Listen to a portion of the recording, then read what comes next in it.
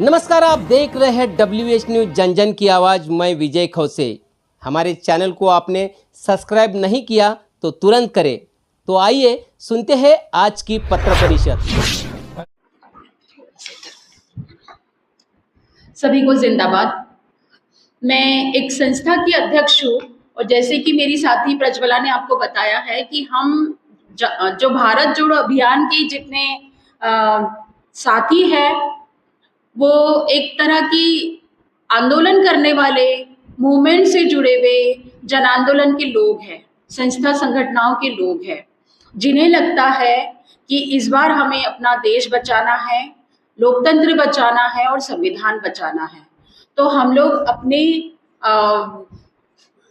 सफर पर निकल चुके हैं और मेरे विजय और के मेरे साथी ने आपको बताया कि पिछले 8 महीनों से हम लोग काम कर रहे हैं और हमें जो अनुभव आया है वह भी हम आपको बता रहे हैं।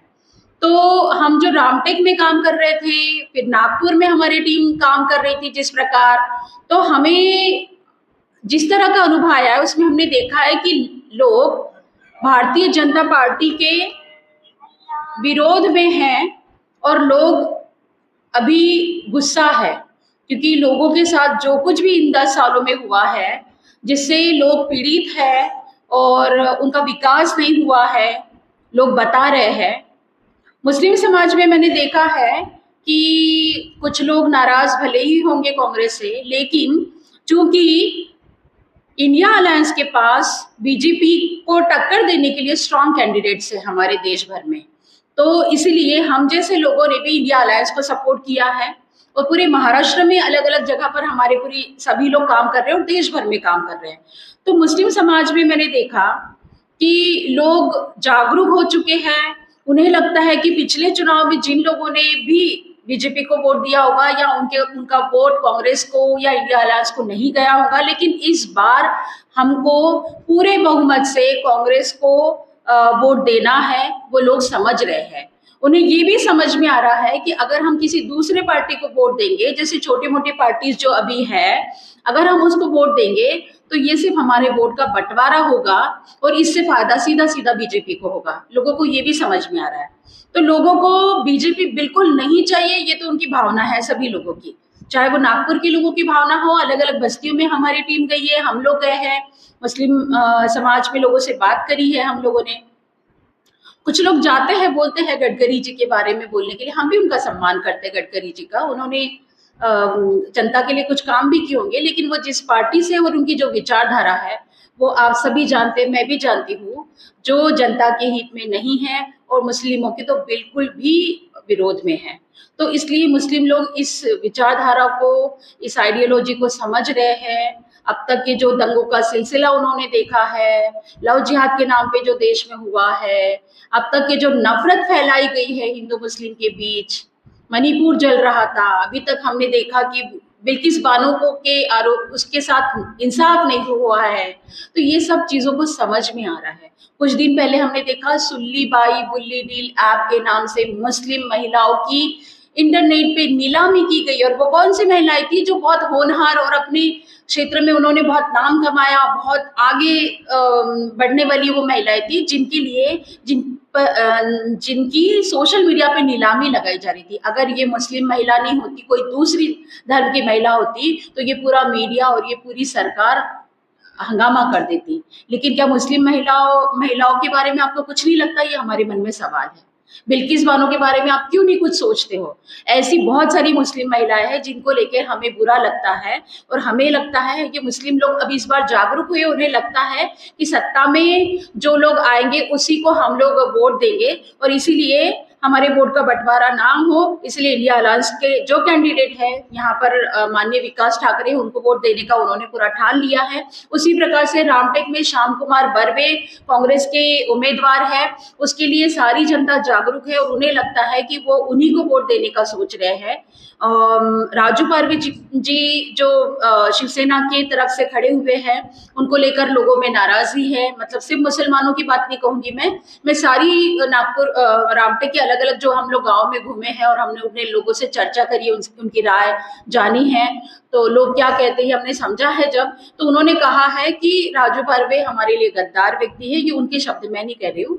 तो लोगों ने ये बताया है क्योंकि उन्होंने अपनी पार्टी कांग्रेस को छोड़ के दूसरी पार्टी में गए हैं, तो इसीलिए लोग नाराज हैं उनसे। और श्याम कुमार बर्वे की पत्नी रश्मि बर्वे ये एक बड़ी अच्छी कार्यकर्ती रही है, उसने जमीन पर काम किया हुआ है, सारे लोग उसको जानते हैं और वो भूमि है, कोरोना काल में उसने बहुत काम किया है। तो इसीलिए श्याम कुमार बर्वे जी को ज्यादातर लोग पसंद कर रहे हैं और हमें दिख रहा है कि लोग उन्हीं को वोट देने वाले हैं। तो ये सरकार ने 3 तलाक का कानून लाया है, इसके संदर्भ में बताइए। देखिए जो अच्छा कानून है, हाँ, नहीं, कौन सी महिलाएं बोल रही अच्छा कानून है? हमको पूछा था कि कौन सा कानून आपको चाहिए, हमें 3 तलाक तो बंद करना ही था, लेकिन इस प्रकार का कानून कभी नहीं चाहिए मुस्लिम महिलाओं को। आपने 3 तलाक का अपराधीकरण किया, जो सिविल मैटर है उसमें आपने सजा वाला प्रावधान कैसे किया? तो 3 तलाक के लिए 3 साल की सजा देना एक मुस्लिम पुरुष को, ये तो आप टारगेट कर रहे हो, सीधा सीधा साफ नजर आता है। सही नहीं है, बिल्कुल नहीं। महिलाओं का क्या उसमें हाल हुआ ये हम जानते हैं, महिलाओं को उसमें कुछ नहीं मिला। ये जो मैंने 400 का नारा है, ये जुमला है। बिल्कुल जुमला है, ये हम जुमला आपने ही बोल दिया। अब की बार कल नितिन गडकरी जी ने प्रेस कॉन्फ्रेंस लेकर आपको चुनाव प्रचार भी समाप्त हो गया। बिल्कुल, अब उन्होंने प्रेस कॉन्फ्रेंस किया, और अपना 10 साल का रिपोर्ट कार्ड और आने वाले 5 साल का रिपोर्ट कार्ड उन्होंने पेश किया मीडिया के सामने। ऐसा कोई विपक्ष पहले कांग्रेस वाला कोई रिपोर्ट कार्ड तैयार करके लाए नहीं जनता के दे रहे हैं। कांग्रेस का गारंटी कार्ड देखिए, उसमें युवाओं के लिए न्याय है, महिलाओं के लिए न्याय है, किसानों के लिए न्याय है। जी हाँ, दिए हैं। और हमारा नारा है, हमारा नारा है अब की बार 200 की मारामार, अब की बार 200। आप दूर से नमस्कार। उद्धार होगा ऐसा मुसलमानों को कहा जा रहा है, क्या क्या लगता है? पहले खान गेट मारेंगे मुस्लिम वोटों में? आप थोड़ा मेरे साथ ताजबाग चलिए, ताजबाग की जनता क्या कहती प्यारे खान के बारे में आपको समझ में आ जाएगा। देखिए, उन्होंने, आपने कहा कि उन्होंने उनका खुद का उद्धार किया है, ठीक है, तो उनका उद्धार हो रहा है, लेकिन जनता का नहीं हो रहा ना, मुसलमानों का नहीं हो रहा ना, ठीक है। व्यक्ति का विकास होना चाहिए, जनता का विकास होना चाहिए।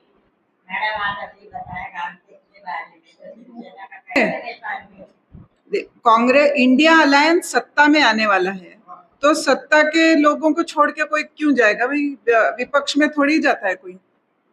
नहीं, मुझे ऐसा लगता है जनता इसलिए भी विश्वास कर रही है क्योंकि वो राजनीतिक है ही नहीं व्यक्ति, और वो जनता के काम ज्यादा अच्छे से करेगा। वो जमीन से जुड़ा हुआ व्यक्ति है, उसकी पत्नी भी काम करने वाली है और उसके पीछे पूरा सपोर्ट है केदार साहब का, राजेंद्र मोड़क का, संजय मेश्राम साहब, ये सब लोग मेहनत कर रहे हैं, वहाँ के लोग मेहनत कर रहे हैं। आम मतलब साधारण व्यक्ति वहां पर उनके लिए काम कर रहे हैं, और लोग चाहते हैं कि एक आम व्यक्ति में से एक खासदार चुनकर आए। श्याम बर्वे को रेती माफिया तस्वीर घोषित किया है, मामले में दर्ज है, काफी मामले उनके ऊपर दर्ज है, ऊपर में भी है, प्रधानमंत्री जी के ऊपर में भी है, तो मामले तो काफी लोगों पे बहुत सारे दर्ज होते हैं। तो अभी इसके मामले में, उसके मामले बहुत सारे दर्ज होते हैं लोगों पे, ये आप भी जानते हैं। कांग्रेस के पास इतने बहुत अच्छे उम्मीदवार थे जो कि पिछले बार में 4.5 लाख मत उन्होंने लिए थे। किशोर गजबे IAS अधिकारी थे, इतने अच्छे उम्मीदवार होने के बावजूद भी उन्होंने उनको टिकट नहीं दिया ना मैडम, और नहीं, वो भी दलित थे। देखिए, मुझे ऐसा लगता है इस पे हम लोगों ने चर्चा ना करते हुए जनता क्या चाहती है, जनता के लिए क्या विकास करने जा रहे हैं लोग, उनका क्या मैनिफेस्टो है, उस पे हमने चर्चा करना चाहिए। अब उन्होंने किसको टिकट दी या किसको नहीं दी, ये पार्टी का, क्योंकि हम लोग तो पार्टी के, कांग्रेस के नाम नहीं, हम लोग पार्टी के नहीं है ना। आपको क्या लगता है इस उम्मीदवारी के संदर्भ में? किशोर गजबे के उम्मीदवारी के मेरे साथी जवाब आपको क्या देंगे। लगता है? जो बात आप कह रहे हैं, और हमारी किशोर गजबे जी से रेगुलरली हर दिन चर्चा हो रही थी, और हमने किशोर गजबे जी से ये कहा था कि आप कांग्रेस से बाहर ना जाए। किशोर गजबे जी ने एक कोशिश की और एक अपना एक ब्लैकमेल करने की कोशिश की कांग्रेस को। ये आपको शायद पता नहीं होगा। उन्होंने कहा कि अगर मुझे अगर ये रिप्रेजेंटेशन नहीं मिलता है, अगर हमें ये रिप्रेजेंटेशन नहीं मिलता है तो हम इंडिपेंडेंट खड़े रहेंगे। अगर किशोर गजबीये जी ने ये नहीं किया होता तो इस बार किशोर गजबीये जी का एबी फॉर्म उन्हें मिला होता कांग्रेस के तरफ से। उन्होंने उसी दौरान वंचित बहुजन आघाड़ी के जो मुखिया हैं उनसे भी उन्होंने बात की और ये बात सभी जगह वायरल हो गई। उनकी तरफ से ये गलतियां हुई हैं, ये मैं आपको बता सकता हूँ। बात है आप जो बता रहे ना, जब एबी फॉर्म जोड़ा गया था तो उसके सेकंड ऑप्शन में बर्वे का नाम, श्याम बर्वे का नाम लिखा था, उसमें किशोर गजबीये का कहीं पर मैं आपको उसके पहले की बात बता रहा हूँ, उसके पहले की बात बता रहा हूँ। जो बताइए हकदार कौन थे उसमें? नहीं, हकदार तो हम ये नहीं कर सकते क्योंकि हम लोग जो है भारत जोड़ो अभियान के लोग हैं, हमारा इसमें किसी टाइप का कोई हस्तक्षेप नहीं है। हम लोग सिर्फ ये काम कर रहे हैं कि हम सेक्युलर फोर्सेस जो भी है इस देश के, उसके लिए हम काम कर रहे हैं। हमारा जो मकसद है वो इस देश के संविधान बचाना है। हमारा मकसद इस देश का जो है लोकतंत्र बचाना है और उसी के लिए हम काम कर रहे हैं। पॉलिटिकल अंडरस्टैंडिंग क्या होती है या पॉलिटिक्स में कौन किसको टिकट देता है, उसमें हमारा जरा भी हस्तक्षेप नहीं है। और हम आपको पहले और एक बात बता दें कि हम ना ही कांग्रेस के साथ में जुड़े हुए हैं, ना किसी और पार्टी के साथ जुड़े हुए हैं। हम सिविल सोसाइटी के लोग हैं। हमारी 30 लोगों की टीम अभी काम कर रही है। तो हम सिविल सोसाइटी के लोग हैं, जो पढ़े लिखे लोग हैं, जो डॉक्टर्स हैं, इंजीनियर्स हैं, ब्यूरो जो आए हुए हैं, जो रिटायर्ड लोग हैं, उन लोगों का ये गठबंधन है भारत जोड़ो अभियान, जो नागपुर में काम कर रहे हैं। इसलिए हमारा किसी भी पॉलिटिकल प्रश्न से या पॉलिटिकल हम उसका जवाब नहीं दे सकते।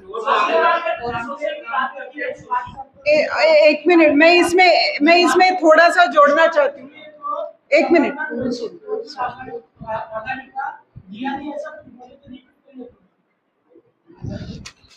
देखिए, आपने एक जो प्रश्न आया था, तो हमने जो ग्राउंड ट्रेवल के हमारी जो रिपोर्ट्स है उसमें जो आपने कहा था कि अम्बेडकरी समाज का वोट आज किस बात साइड में जाएगा, तो मैं आपको यकीन से ये कह सकता हूँ कि अम्बेडकरी समाज का वोट इस बार कांग्रेस को जाएगा।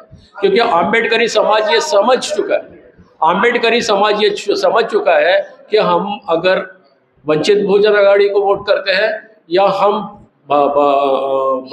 बीएसपी को वोट करते हैं तो हमारे वोट से हमारे कैंडिडेट चुन के नहीं आ सकते हैं।